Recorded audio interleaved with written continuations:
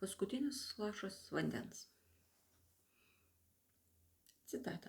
Per dieną išgerkite ne mažiau kaip 8 stiklines ar 2 litrus vandens, nes sveika tam, anam, trečiam.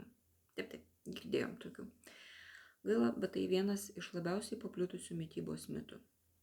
Tam, kad stumtelinti lik galvojimo savo galvą ir remtis labiau pagrįstais faktais, štai jums sauja tiesių šviesių faktų. Žmogui vandens tikrai reikia. Kiekvienam žmogui kiekvieną dieną reikia skirtingai. Ir to skirtumo neįmanoma išreikšti visiems bendra 2 litrų per dieną formulė. Vandens poreikis priklauso nuo fizinio aktyvumo ir nuo to aktyvumo intensyvumo, nuo aplinkos temperatūros, drėgmės, sveikatos būklės. Pavyzdžiui, jeigu viduriuojat, reikia gerti ženkliai daugiau negu kai esate sveikas. Bet vanduo yra ne tik vanduo. Vandens sočiai yra ir maiste. Vaisiai yra beveik vien vanduo, o dar sriuba, ar tiesą sakant, bet kuris maisto produktas išskyrus iš tiesų sausus miltus ar panašiai. Toliau, geriausias skystas gėrimas yra grynas vanduo. Visi taip vadinami gaivieji gėrimai atneš daugiau žalos su priedais ir cukrumi negu naudos su vandeniu. Vandens gana tada, kai nejaučia troškulio, o šlapimas yra bespalvis ar šviesiai gelsvas.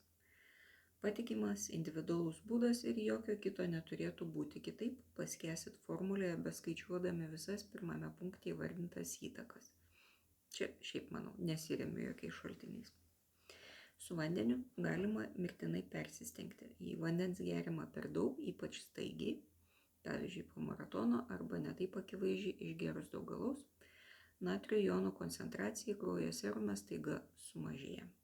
Natris gyvybiškai būtinas tinkamai nervų sistemos veiklai ir kai jo pasidaro per mažai, nervų sistema netenka savo pagrindinio aktoriaus, o be nervų sistemos, žinia, toli nenukaksim.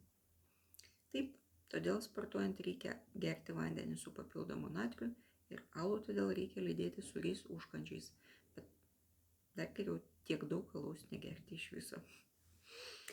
Šiaip ar taip, nepadauginkit ne tik alaus, bet ir vandens. Taikos ir ramybės.